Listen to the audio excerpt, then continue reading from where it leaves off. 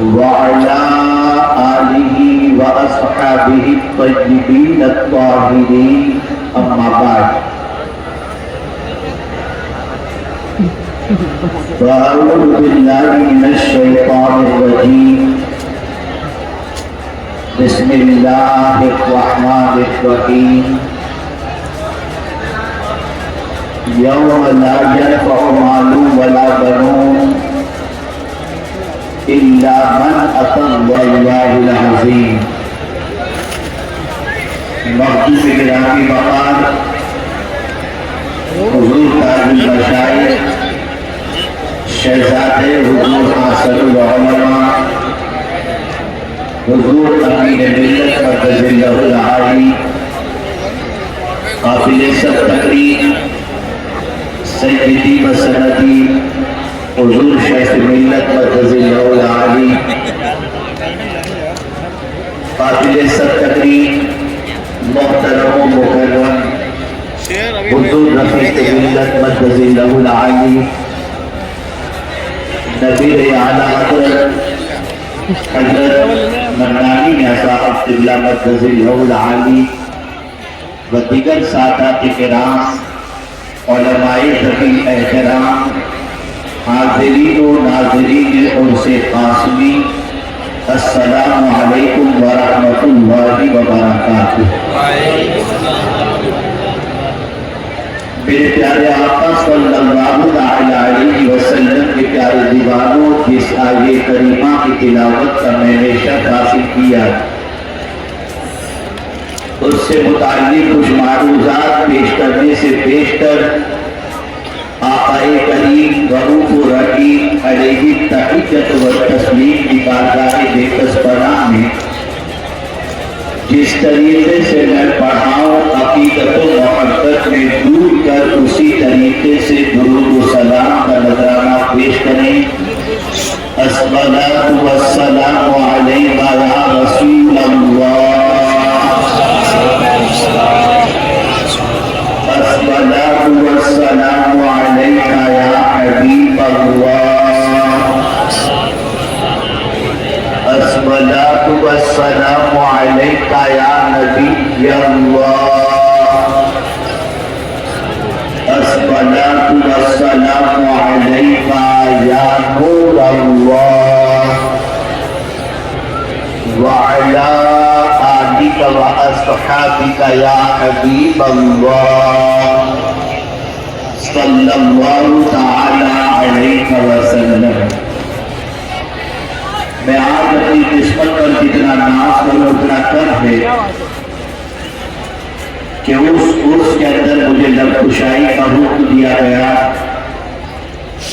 جس عرس قاسمی میں آدمی گفتگو کرنے کے بعد اپنی قسمت پر جتنا ناز کرے اتنا کم ہے، اس لیے کہ گفتگو سننے والی صرف عوام نہیں، سننے والے صرف عوام نہیں بلکہ گفتگو سننے والے صاحب عرس اور ساتھ ہی ساتھ گنبد برکات کے سائے تلے جتنے بھی کتب اور اولیاء موجود ہیں وہ سب بھی اس گفتگو کو سماعت فرما رہے ہیں. یہ ہمارا یقین بھی ہے اور ہمارا وجدان اس بات کے سلسلے میں تسلیم بھی کر رہا ہے. ایک بات خاص طور پر یاد رکھیں، ہماری اور آپ کی سب کی کوششیں صبح و شام اس چیز کی طرف ہیں، وہ کوششیں مال جمع کرنے کی طرف اور وہ کوششیں اپنی اولاد کے مستقبل کو تابناک بنانے کی طرف.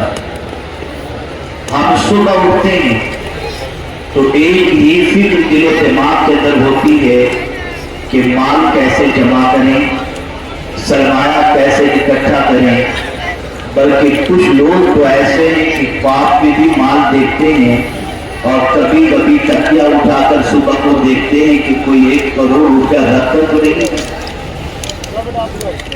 مال کی محبت اتنی دل و دماغ پر چھا چکی ہے کہ صبح و شام مال اس لیے کہ انسان یہ محسوس کرتا ہے اور جانتا ہے کہ مال ہوگا تو بنگلو خریدے گا، مال ہوگا تو آسائش کی زندگی گزارے گا، مال ہوگا تو دنیاوی ساری تمنائیں پوری کرے گا، مال ہوگا تو اپنی منمانی زندگی گزار سکے گا، مال ہوگا تو جو کچھ چاہے گا وہ کر سکے گا۔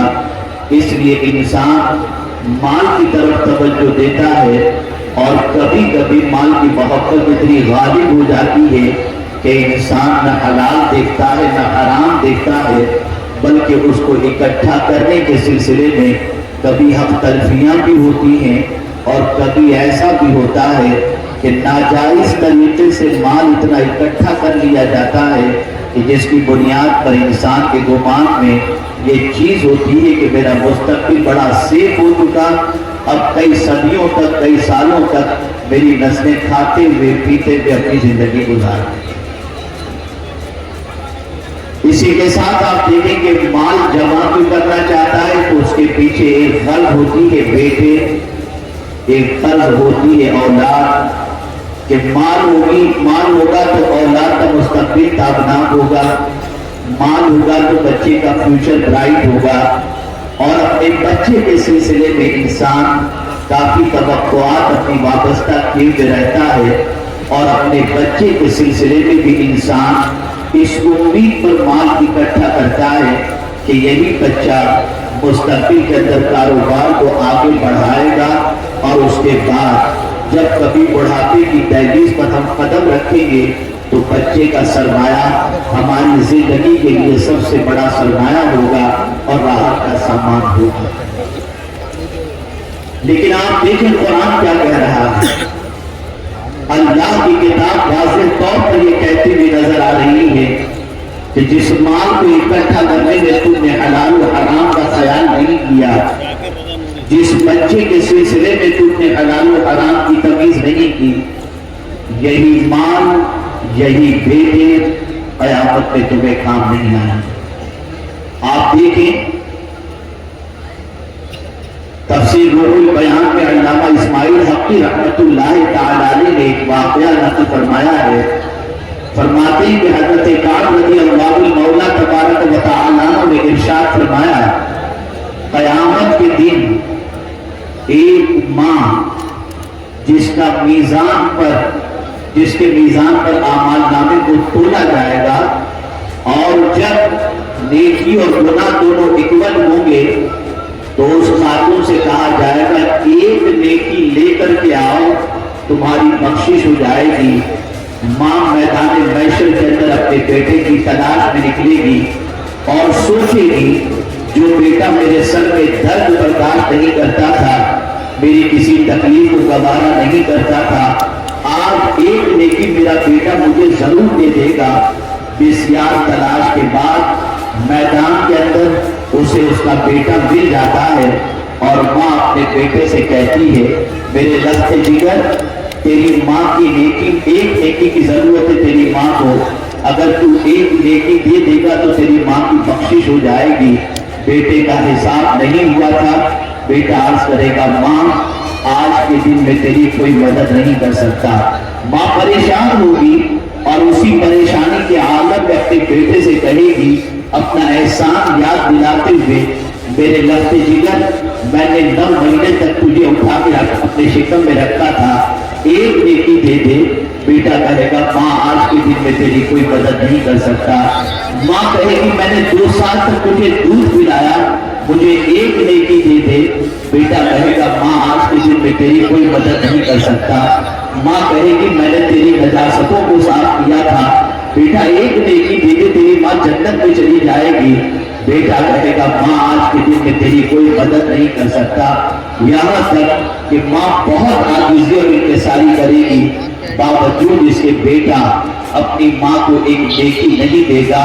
حضرت کعب فرماتے ہیں جو لوگ اپنے ماں باپ، جو لوگ اپنی اولاد کے لیے حلال و حرام کی تمیز نہیں کرتے اور اپنی اولاد کے فیوچر کو بنانے کے سلسلے میں کسی بھی حد تک جانے کو تیار ہو جاتے ہیں، انہیں اس واقعے سے سبق سیکھنا چاہیے کہ بیٹا ہو یا بیٹی ہو، کوئی اولاد قیامت کے دن اپنے ماں باپ کے کام نہیں ہے۔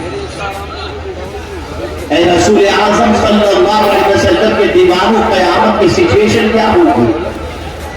تو اللہ عز و جل اپنی کتاب میں ارشاد فرماتا ہے لِكُلِّ امْرِئٍ मुमिनून यौमइज़िन शादु युगनी, क़यामत के दिन हर एक दूसरे से बेनियाज हो जाएगा, किसी को किसी की फिक्र नहीं होगी।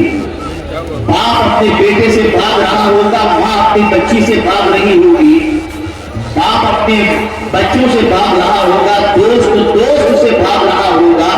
हर एक की सिचुएशन नफ्सी नफ्सी की होगी। आज मादियत के इस दौर के अंदर अगर हम देखें तो हमारी पूरी तवज्जो इसी दुनिया की तरफ लगी हुई है। और सबसे बड़ा आज के दौर का फितना ये है कि फितने मादियत ने हमें इस तरीके से अपने पंजे में जकड़ लिया है कि हम सुबह उठते हैं तो आसाइश की फिक्र के अंदर और दुनिया की फिक्र के अंदर, और रात को सोते हैं तो दुनिया की फिक्र के अंदर। हमें यह ख्याल भी नहीं है कि हमें इस दुनिया से जाना भी है और एक न एक दिन बारगाह सबतियत में हमारी जिंदगी के एक एक पल का हिसाब देना है, एक एक पल का जवाब देना है। ऐ रसूल आज़म सल्लल्लाहु अलैहि वसल्लम के दीवानों, हमने कभी औलिया की फिक्र को नहीं समझा, हमने कभी सहाबा की फिक्र को नहीं समझा, हमने कभी ताबईन की फिक्र को नहीं समझा, हमने कभी रसूल आज़म की फिक्र को नहीं समझा। हमारा हाल तो ये है कि हम हर रकात के अंदर ये दुआ करते हैं, इहदिनस सिरातल मुस्तकीम सिरातल लज़ीना अनअमता अलैहिम, हमको सीधे रास्ते पर चला, उनके रास्ते पर चला जिन पर तेरा इनाम नाज़िल हुआ, गैरिल मग़दूबि अलैहिम वलद्दाल्लीन, उनके रास्ते पर न चला जो गुमराह हुए, जो मग़लूब हैं, उनके रास्ते पर न चला। लेकिन हमारा हाल ये है कि हमें ये भी नहीं मालूम कि इनाम याफ्ता बंदों का रास्ता क्या है, इनाम याफ्ता बंदों की जिंदगी कैसी थी। हमारा हाल सिर्फ इतना रह गया कि उनके नाम पे खाओ पियो और मौज करो, उनके रास्ते पर चलने का कोई तसव्वुर नहीं। याद रखें, इमाम इश्क व मोहब्बत के एक शेर की रोशनी के अंदर उर्स मनाने का मकसद वाज़ेह तौर पर समझ में आता है। और वो इमाम इश्क व मोहब्बत का शेर कौन सा है? तेरे गुलामों का नक्शे कदम है, राहे खुदा वो क्या बहक सके जो ये सुराग लेके चले। याद रखें, जो औलिया के रास्ते पर चलता है उसके बहकने के इम्कानात कम हो जाते हैं, जो शोहदा के रास्ते पर चलता है उसके बहकने के इम्कानात कम हो जाते हैं, जो सिद्दीकीन के रास्ते पर चलता है उसके बहकने के इम्कानात कम हो जाते हैं, और जो अंबिया के रास्ते पर चलता है, ऐ रसूल आज़म के दीवानों, उसकी दुनिया भी ताबनाक और उसकी आखिरत भी ताबनाक हो जाया करती है। आज अगर सबसे बड़ी कमी है तो ये कमी है कि हम औलिया के रास्ते पर चलने को तैयार नहीं, उनके तरीक़ को अपनाने के लिए तैयार नहीं, उनके नक्शे कदम पर चलने के लिए तैयार नहीं। और मनाने का मकसद सबसे बड़ा ये है कि साहिब उर्स के किरदार को समझो, जिस मकाम पर वो पहुंचे उस मकाम तक पहुंचने के लिए उन्होंने कितनी इबादतें की, कितनी रियाजतें की, तकवा का दामन किस तरह से थामा, उनकी रातें किस तरह से बसर होती थी। अगर आप देखें तो कुरान ने उनकी रातों का तज़किरा भी बयान कर दिया। अल्लाहु अकबर, ततजाफा जुनूबुहुम अनिल मदाजिअ यदऊना रब्बहुम खौफन व तमआ, कहीं फरमाया वल्लज़ीना यबीतूना लिरब्बिहिम सुज्जदन व क़ियामा। मैं पूछना चाहता हूँ, ऐ रसूल आज़म के दीवानों, हम जिस बुजुर्ग के उर्स की तकरीब के अंदर हाजिर हैं, कभी उनकी रातों को हमने देखा और उनकी रातों को देखने के बाद उनके नक्शे कदम पर चलने का जज्बा पैदा हुआ? जरा अपनी रातों का एहतसाब करो, अपनी रातों का जायजा लो। हमारी रातें किन कामों के अंदर गुजरती है? जितने बुराइयों के दरवाजे हैं वो रात की तारीकी में खुलते नजर आते हैं, और इंसान रात के सन्नाटे के अंदर मोबाइल के जरिए अपनी आंखों से लेकर अपने पूरे वजूद को गंदा करता हुआ नजर आता है। इंसान समझता है आंख मेरी है, जो चाहो देखो।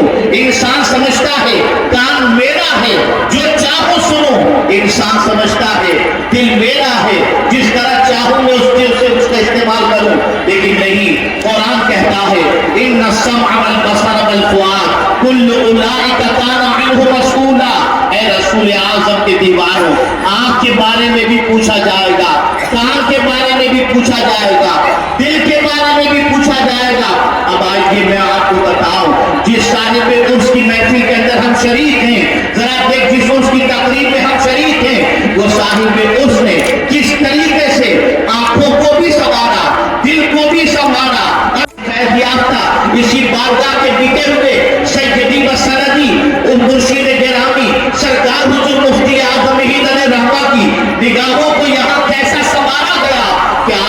निगाहें इस तरह संवर चुकी थी कि खुद ही कहते हैं कुछ ऐसा करते मेरे किरदार आंखों में हम रुए यार आंखों में उन्हें न देखा तो किस काम की है ये आंखें कि देखने की है सारी बहार आंखों में। ए रसूल आज़म के दीवानों, जरा आप सोचो तो सही, जिस बुजुर्ग की उसकी तकरीर में हम हाजिर हैं, उन्होंने निगाहें संवारी हैं, उन्होंने दिल संवारे हैं, उन्होंने कान संवारा है, उन्होंने वजूद संवारा है। अगर एक तारीखी जुमला आपकी समातों के हवाले करूं तो शायद कि आपके दिलो दिमाग के अंदर ये बात काफी दिनों तक याद रहेगी।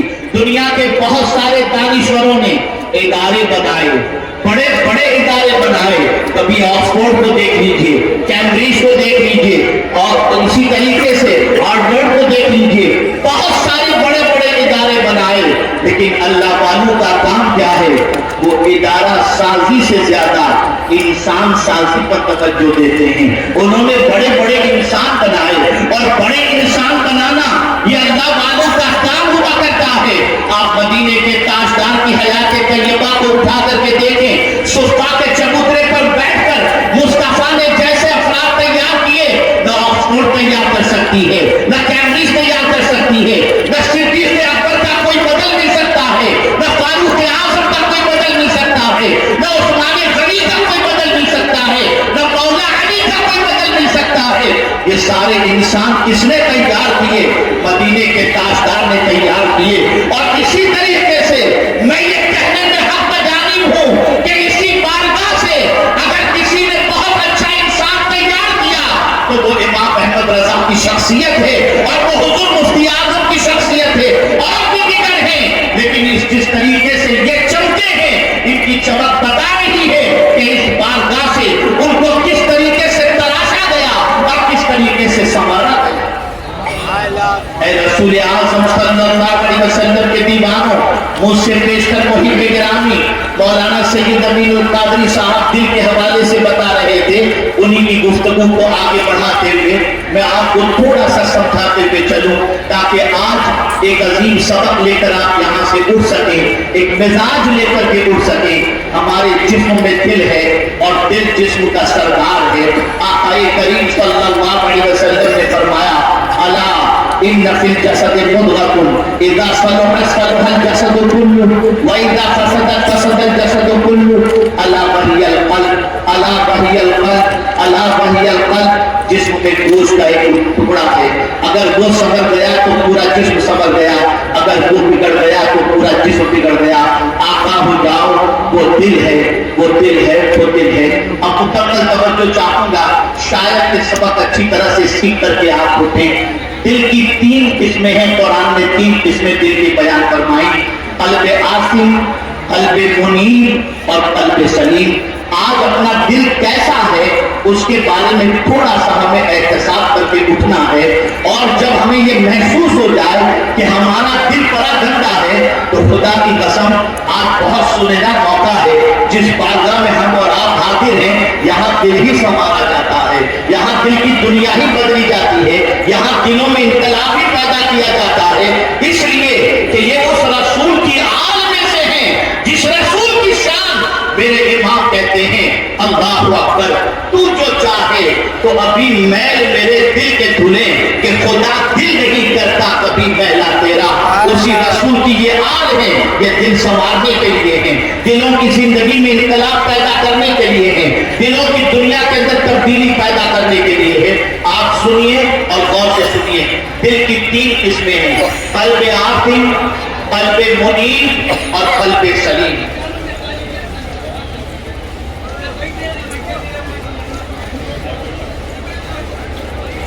क़ल्ब आसिम किसे कहते हैं? आज अपना दिल हमें देखना है, इसलिए क़यामत में जब माल काम नहीं आएगा, बेटे काम नहीं आएंगे, तो कौन सा दिल काम आएगा उसे समझ। क़ल्ब आसिम वो दिल जो सिर्फ बुराई के दलदल में धकेलने के लिए आमादा करता हो, जिस दिल की सिचुएशन ये हो कि बुराई पर उभारता हो, बुराई की तरफ आमादा करता हो,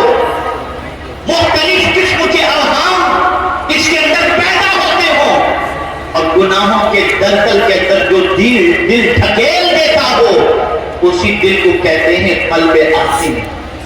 قرآن کہتا ہے وَلَا تَكْتُمُوا الشَّهَادَةَ وَمَن يَكْتُمْهَا فَإِنَّهُ آثِمٌ قَلْبُهُ.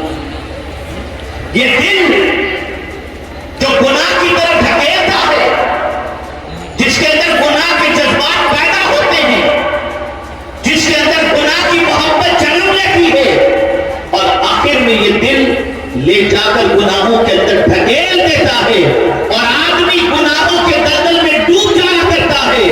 میرے پیارے آقا صلی اللہ علیہ وسلم کو قلب آسن ہے، قلب آسن. دوسرا دل قلب منیب. اس دل کی پوزیشن یہ ہوتی ہے کہ گناہ جب اپنی طرف کھینچے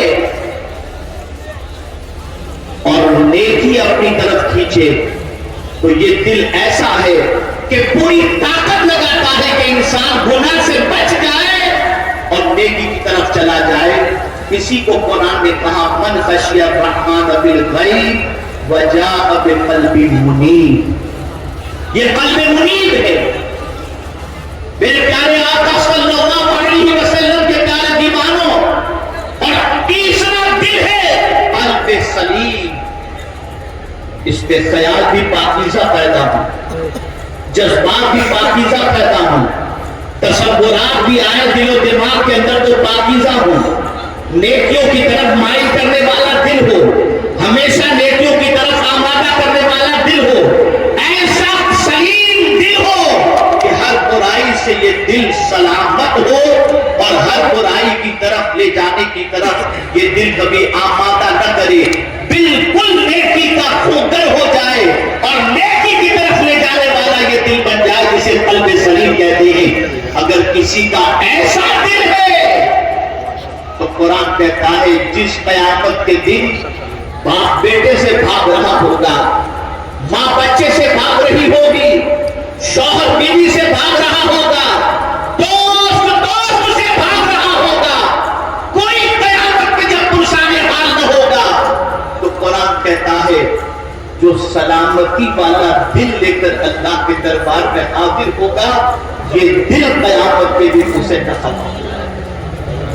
اے رسول اعظم کے دیوانوں، میں پوچھنا چاہتا ہوں قرآن کی روشنی میں جب یہ دلوں کا تذکرہ ہو چکا، اب دیکھیں گے ہمارا دل کیا چاہتا ہے.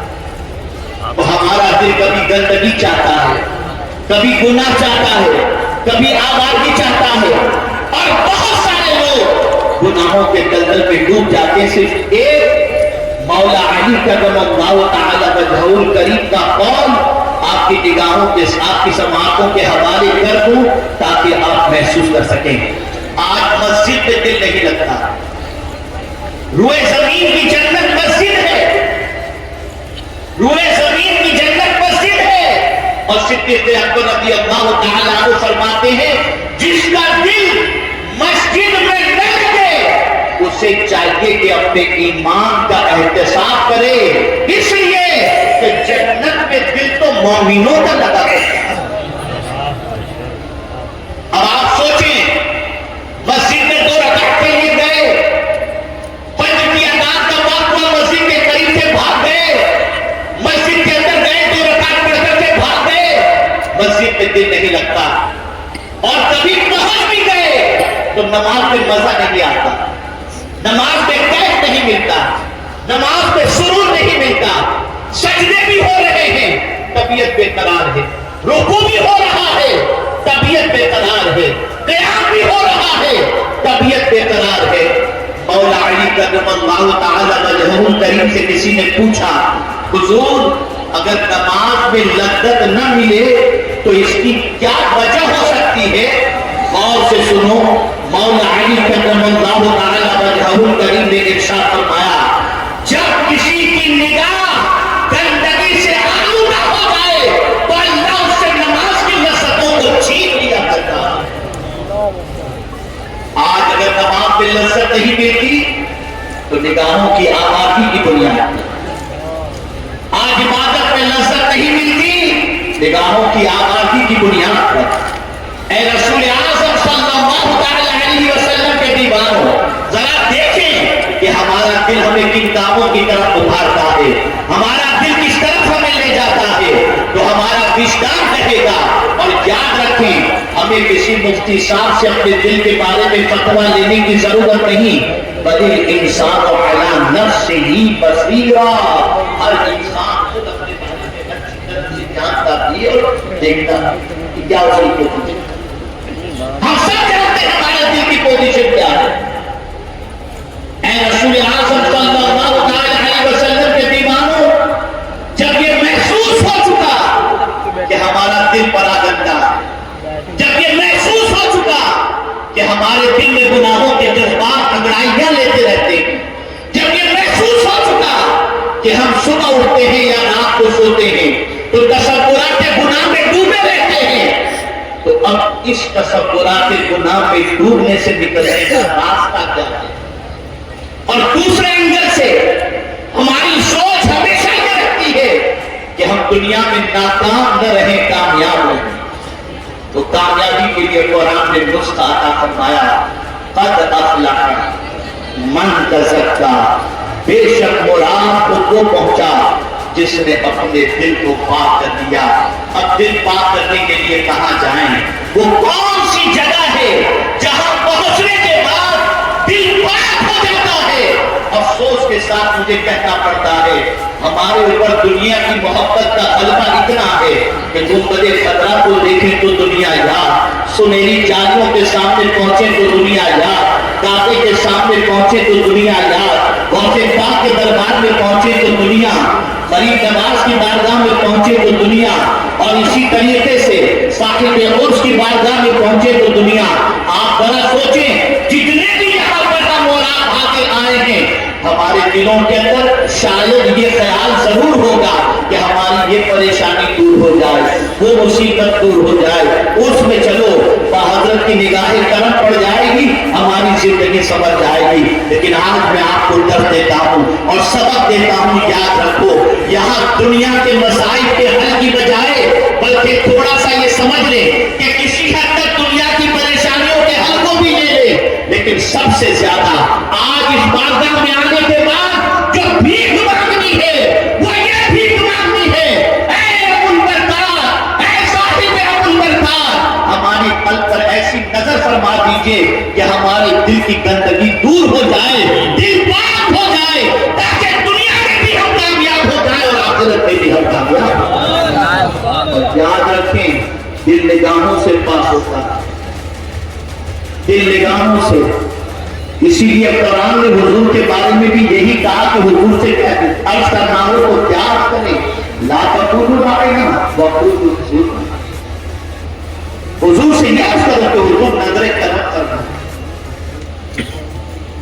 اسی لیے ڈاکٹر اقبال نے کہا تھا، یہ فیضان نظر تھا یا مقتل کی طرح، سکھائی کس نے اسماعیل کو آداب فرض۔ نظر سے دنیا بدل جاتی ہے، زندگی بدل جاتی ہے۔ میرے پیارے آقا صلی اللہ علیہ وسلم کے پیارے دیوانوں، اسی لیے کہنے والے نے کہا، دین پیدا ہوتا ہے بزرگوں کی نظر سے پیدا۔ بڑی طاقت اس نظر کی، اور ہم جس بزرگ کے اس کی تقریب میں حاضر ہیں، ان کی نگاہوں نے نہ جانے کتنے دلوں کو پاک کر دیا، ان کی نگاہوں نے نہ جانے کتنے دل کو سنوار دیا، ان کی نگاہ کرم نے نہ جانے کتنوں کو کہاں سے کہاں تک پہنچا دیا۔ آج شکایت کرتے ہو کہ اینگزائٹی کے شکار ہو گئے، نیند کی ٹیبلٹ لینی پڑتی ہے، بے قراری پیچھا نہیں چھوڑتی۔ یاد رکھو، گناہ ہاتھ سے کرتے ہیں دھپا دل پہ لگتا ہے، گناہ ہاتھ سے کرتے ہیں دھپا دل پہ لگتا ہے۔ گناہوں کی وجہ سے ہمارا دل بے قرار ہو گیا۔ اگر نیند کی گولیوں سے چھٹکارا چاہتے ہو، کروٹ جو بستر پر لیتے رہتے ہو اور کروٹیں بدلتے رہتے ہو، نیند نہیں آتی، اگر اس سے چھٹکارا چاہتے ہو تو آج اس بارگاہ میں آ کر کے ایک ہی سوال کرو، حضور گناہ آلود دل لے کر کے ہم آپ کی چوکھٹ پر آئے ہیں، ایک نگاہ کرم فرما دیجئے تاکہ دل ہمارا پاک اور صاف ہو جائے۔ اے رسول اعظم صلی اللہ علیہ وسلم کے دیوانوں، اور دل پاک ہو گیا۔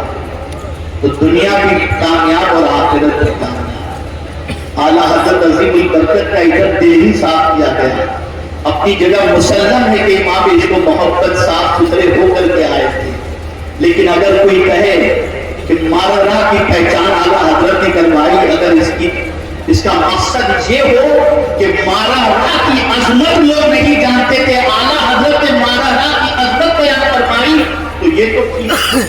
لیکن اگر کوئی کہے کہ اعلیٰ حضرت کی وجہ سے مارا راہ کی پہچان ہوئی، اگر ہمت ہے تو جا کے امام عشق و محبت کے مزار پر کوئی کہہ دے، کوئی وہاں جا کر کہہ دے میرا امام جب یہ خود کہتا ہو کیسے آقاؤں کا بندہ، جو اپنے آپ کو بندہ کہہ رہا ہے بندہ کا، تو ان کا احسان مارا راہ پہ لگا رہے ہو۔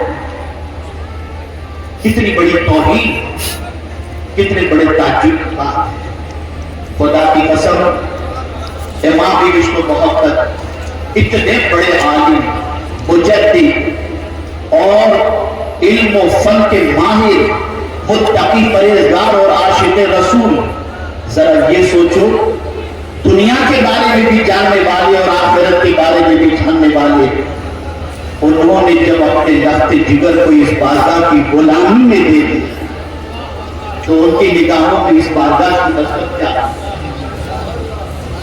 اور پھر اس بارگاہ سے جو سرکار حضور مفتی اعظم ہند علیہ رحمہ کو ملا، بچپن ہی میں کہہ دیا گیا کہ یہ وہ بچہ ہے جس سے مخلوق خدا کو فائدہ پہنچے گا، تو خدا کی قسم ایسا فائدہ پہنچا کہ آپ بھی ان کے خلفاء سے فائدہ پہنچ رہی ہے۔ سبحان اللہ۔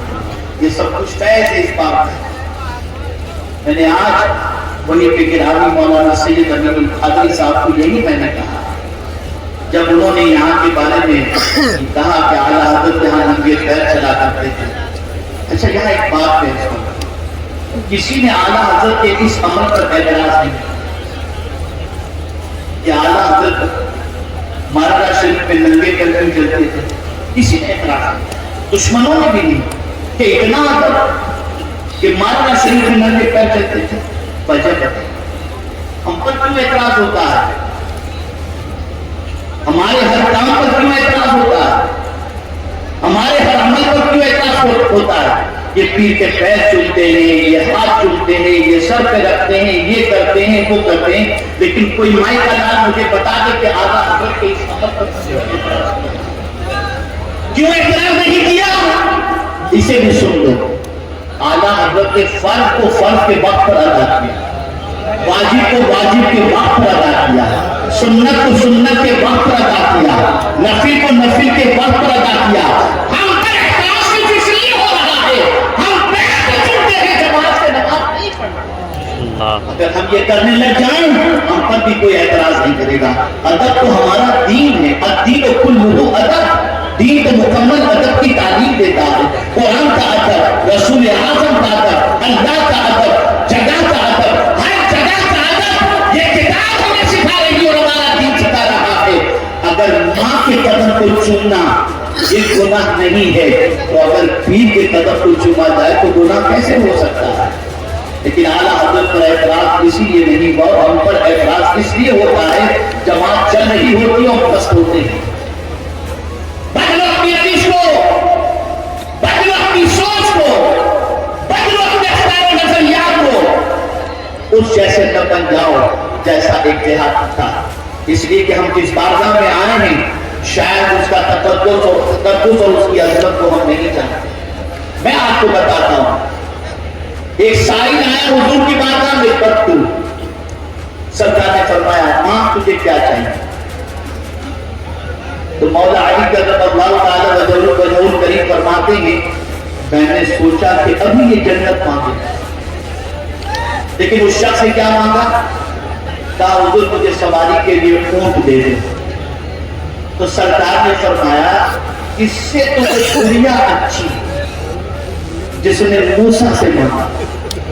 تو کیا مانگا تھا موسیٰ علیہ السلام سے؟ ایک قبر کی نشاندہی اس عورت کو کرنے کی صلاحیت تھی۔ وہ عورت جانتی تھی قبر کہاں ہے، موسیٰ علیہ السلام نے پوچھا کہ عورت بتا وہ قبر کہاں ہے؟ اس نے کہا موسیٰ میرا سوال پورا کرو تو میں قبر کے بارے میں بتاؤں گی۔ موسیٰ علیہ السلام نے فرمایا کیا تیرا سوال ہے؟ اس نے کہا سوال ہے کہ جنت میں آپ کا ساتھ کیا ہے؟ اللہ اکبر۔ حضور فرماتے وہ بڑھیا کتنی اچھی جو موسیٰ سے جنت بھی نہیں جنت کا ساتھ مانگ رہی ہے، اور یہ بدو حضور سے خود مانگ۔ ہمارا حال اس بدو جیسا تھا کہ ہم اللہ والوں کی بارگاہ میں جا کر، اولیاء کرام کی بارگاہ میں جا کر، رسول رحمت کی بارگاہ میں جا کر دنیا ہی مانگتے، اونٹ گاڑی بنگلہ یہی مانگتے ہیں۔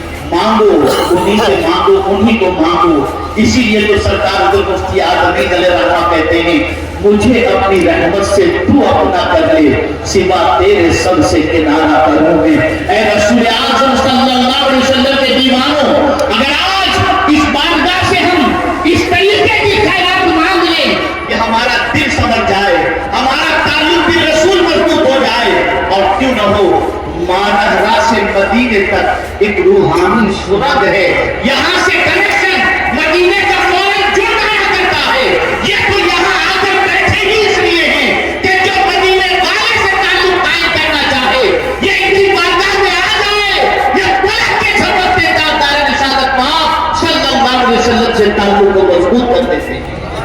اور جب حضور سے تعلق مضبوط ہو گیا تو پھر کوئی گھبرانے کی ضرورت نہیں۔ محشر کا معاملہ ہو، قیامت کی سختی کا معاملہ ہو یا کچھ بھی ہو، میرے امام کہتے ہیں سنتے ہیں کہ محشر میں صرف ان کی رسائی ہے، گر ان کی رسائی ہے لو جب بنائی ہے۔ آج ہماری نگاہوں کے سامنے اللہ کے فضل و کرم سے حضور تاج المشائخ جلوہ فرما ہیں۔ میں آپ کو کیا بتاؤں، کبھی کبھی رات کی سنگرام کی تاریکی کے حوالے سے حضور شرف ملت اور حضور امین ملت جب فرماتے ہیں تو مجھے اتنی مسرت ہوتی ہے کہ ایسا محسوس ہوتا ہے کہ مجھے ایک روحانی ٹونک مل گئی۔ کئی دنوں تک میں اس کے سرور کو محسوس کرتا ہوں۔ جب کوئی لکھی ہوئی کتاب حضرت کی خدمت میں پیش کی جاتی ہے تو حضرت فرماتے ہیں مولانا نام کو کبھی آنکھ کھلتی اور آپ کی کتاب سراہنے ہوتی ہے تو پڑھ کر کے آپ کو دعائیں دیتا ہوں۔ خدا کی قسم ان دعاؤں کا اثر وہی انسان محسوس کر سکتا ہے جس کے دل میں اس آل کی محبت موجود ہو اور جس عظیم اس عظیم خانقاہ کی عظمت موجود۔ اور یہ واقعہ کہ میں اپنی گفتگو کو ختم کرتا ہوں جب ممبئی کی سرزمین پر حضور شرف ملت مدظل لہ العالی انکم ٹیکس آفیسر کی حیثیت سے قیام پذیر تھے اور پہلا اجتماع تھا سنی دعوت اسلامی کا، میں حضرت کی خدمت میں حاضر ہوا تھا اور میں نے حضرت سے عرض کیا کہ حضور آپ اجتماع میں تشریف لائیں یا پھر چل کر کے حضور اجتماع میں دعا کرتے ہیں تو حضرت نے فرمایا میں آتا ہوں دعا کر دوں گا۔ تو اجتماع کا کام چل رہا تھا، میدان دیکھنے کے لیے تشریف لائے، دعائیں بھی دی اور سب سے پہلا نذرانہ اجتماع کے لیے سب سے پہلا ڈونیشن اگر کسی نے دیا تو حضور شرف ملت نے عطا فرمایا۔ اور آج بھی ان کی دعائیں، ان کی شفقتیں، ان کی عنایتیں، ان کی محبتیں ہمارے شامل حال ہیں۔ اے رسول اعظم صلی اللہ علیہ وسلم کے دیوانوں، ان سے جڑ کر یہ نیت رکھو کہ یہ مدینے والے سے جوڑ دیں۔ یہ نیت رکھو، یہ نہیں کہ یہ دنیا کا پرابلم سالو ہو جائے، دنیا کے پرابلم تو سالو ہو ہی جائیں گے، مدینے والے مل گئے تو پھر کس چیز کی کمی رہے گی۔ اللہ تعالیٰ آقا کریم رؤوف الرحیم علیہ التحیۃ والتسلیم کے صدقے کو خیر کہتے میں کوئی غلطی ہوئی تو اللہ تعالیٰ مجھے معاف فرمائے۔ میں پہلی مرتبہ اس ممبر سے کچھ معلومات پیش کیا اور میں اپنی قسمت پر ناز کر رہا ہوں کہ اتنے عظیم ممبر پر مجھے لطف کا موقع نصیب ہوا۔ اللہ تعالیٰ ان اسلام ان بزرگان دین کے سائے کو ہمارے سر پر سلامت رکھے اور ان کی دعاؤں کے سائے میں ہمیں اپنی زندگی کے سفر کو جاری رکھنے کی توفیق عطا فرمائے۔ وما علینا الا البلاغ المبین۔ السلام علیکم ورحمۃ اللہ وبرکاتہ۔